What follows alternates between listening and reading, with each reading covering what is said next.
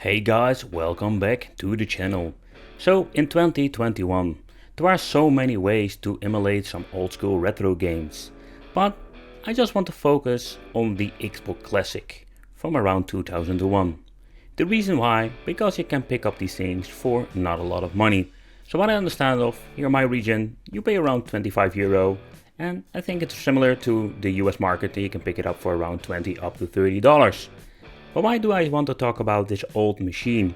I have talked about it many times in different years, because there was still a lot of development when it comes to the Xbox Classic, and there are so many awesome things you can do with this.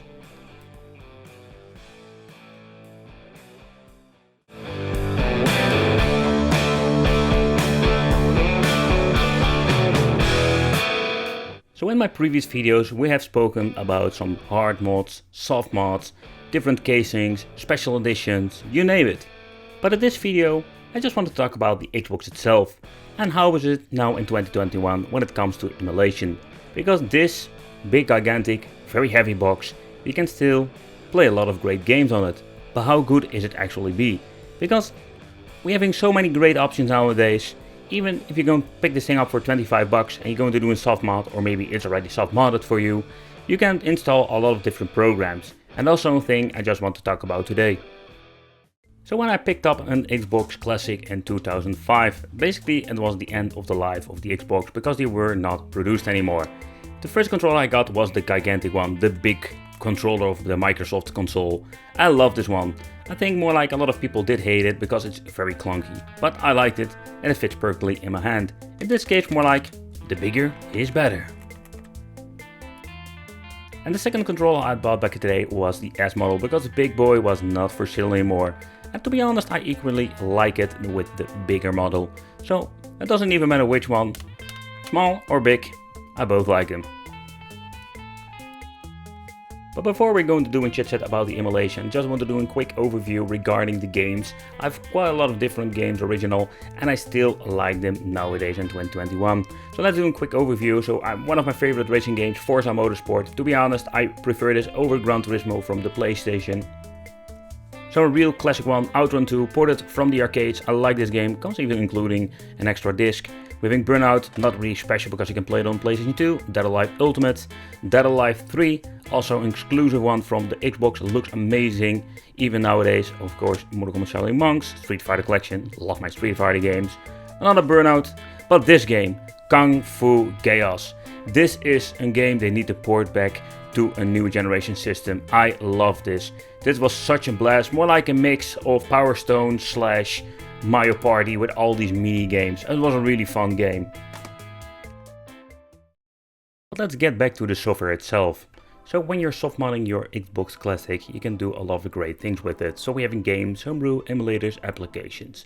But I want to point out to the emulation, what is it capable of if you're going to buy this thing for $25 and what can you even do with it and how good is the emulation compared with other devices nowadays. So first of all, you can give this thing even a custom made Xbox, more like lookalike one model intro, quite interesting. The other thing that I like about it is layout itself, that is called XBMC, and with XBMC we can do a lot of great things, which you can see over here. We're having like shortcuts to the emulators or the emulator folder. And if you're going to put a very big hard disk inside this machine, and the fun fact is this thing already comes with a 7GB, but of course if you want to store all of your games, it is possible, but you need a bigger one, but we'll talk about it a little bit later. So when you're going to take a close look at the emulation part, here's where you're going to get a lot of interesting things, but also especially the way how they present. So here we're having like different emulators are having this really basic but also good looking menu. The emulation support of this old Xbox is just gigantic, and a lot of stuff you're seeing here like Atari, ColecoVision, Amiga, you can play it with a Pandora's box for example. And with this old Xbox you can play it all. So beside the ways you can play, you're also having different layouts. We also have operating systems like Coinops and other great ways to play. When you're looking at the interface packs, we're having Coinops, Coinops Ninja, Hypervision.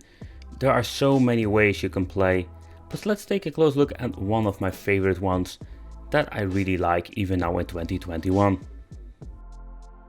Personally, I like it when we have these very nice fancy stuff. This is more like the Hyperspin for the Xbox. And I must say, for an older system, basically this thing is more like a Pentium 3 combination with an Nvidia chipset, and it still handles the menu very nicely. And if you like more like a couple of games and you just want to have a very nice interface and you like these Hyperspin stuff, this is a great way to display your games and just play them this way. I like this interface, but let's go to more like the basic version called the Coinops. So the layout of the Coinops is quite basic, but it works like a charm. You have this tiny preview picture, or video in this case, and you can see even with some arcade games the banner will change out, or the marquee. I think it's pretty cool, a lot of great details. It will even run for an old system like MAME. We can play a lot of different handhelds. You can add, let's say, Sega games, SNES, a lot of stuff that can not even be run on a Pandora's box. Nevertheless, even for an old system, when it comes to the different ways you can play, it has a lot of potential. But the question remains, what can we play and what will run decent enough to enjoy on this old system? I just want to do a quick overview of this game, simply because the old stuff like Amiga Commodore 64, 8-bit, 16-bit stuff, and a lot of different handhelds will run just fine. That's more like the low-end stuff. You can run it on your phone, you can run it on a freaking potato. Nevertheless, this is not the case, and if you want to play these games with an Xbox, you can do them just fine, like a lot of cheap handhelds from China nowadays. So let's boot up the MAME. The MAME, I must say that I was surprised seeing a lot of games running pretty decent. And what I like about this MAME stuff is that if you want to just play some arcade games, sometimes just boot it up on the console. I think an Xbox Classic is a pretty cool way to go to, and it's just amazing that this all runs on an old school 2001 gaming machine. So on this old console, N64 is a mixed bag, like always, on these more like older and cheaper devices I've reviewed. But the performance, in my opinion, are not that super bad.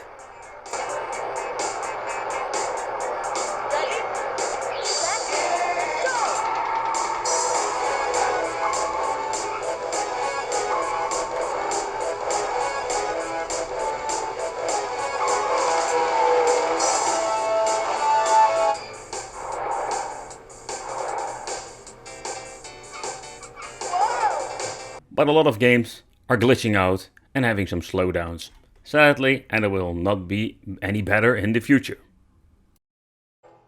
So I personally find it very fascinating that this old Xbox Classic has the possibility to run Killer Instinct. A lot of stuff like a Raspberry Pi 4 can do it, or you need to overclock it, and a lot of these Android boxes, or what kind of things I've reviewed here on the channel, doesn't even have the option of coming close running this game. Kind of funny, if an Xbox from 2001 can.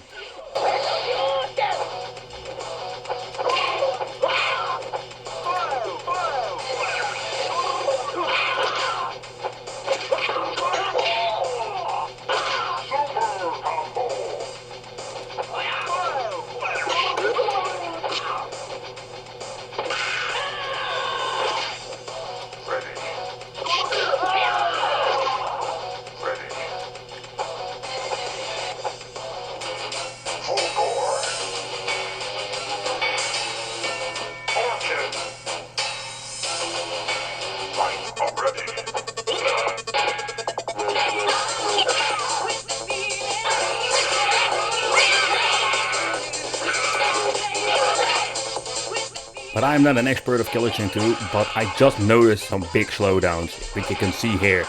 So this is not normal. I've played this thing on the Super Console PC and it runs very fine. But yeah, okay, let's be honest, this is more like an Xbox from 2001, 25 bucks, or a Super Console PC for around 500 bucks. If you didn't see it, don't forget to check out that review, but it was still for the money. It's a quite interesting device. And when you're trying out PlayStation 1, it depends maybe what kind of emulator you will run it, but you can see that the Xbox itself struggles getting it on the good FPS in combination with the way how the music plays. It's more like a mixed bag, and this is more like the limitation, but still fun to see some of these games are decent enough to play.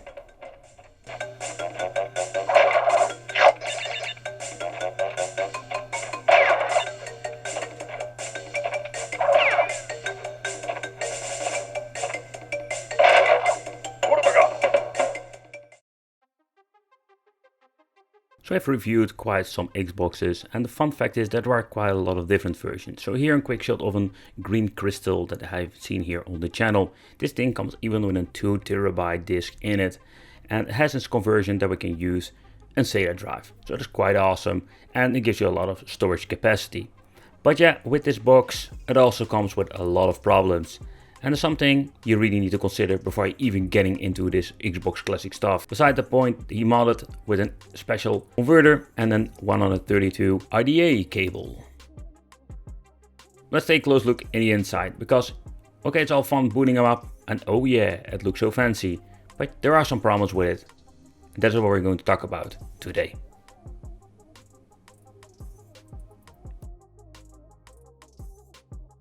The most common problems this Xbox or other Xboxes can have are the following things.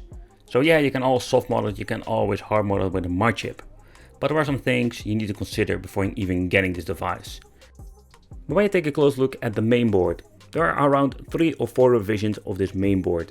And the first couple of revisions had a lot of issues. To begin with, it were in the era of the capacitor nightmare. A lot of products back from the day had a lot of bad capacitors, especially after all those years the capacitors are starting to leak or having other problems. The first generation, besides not this one, because the first generation had even an extra fan on one of these elements and we're getting really hot. And I mean really hot, that is going to be a problem. The first generation also had some issues with the power supplies. I think they're having 3 or 4 revisions too with the power supplies, but I think the first generation had the biggest issue. And no, you can't swap them out because they all having different wires and different connectors. So the first generation had a problem with the soldering of the connector that you need to plug in from your wall over here. Okay, so when you're looking at the Xbox Classic in 2021, it's a really cool piece of hardware, retro, but also you can play a lot of different stuff with it. Okay, so we're having the new Xbox already released in this year when making this video, and having some awesome backwards compatibility with the really cool Xbox Classic games.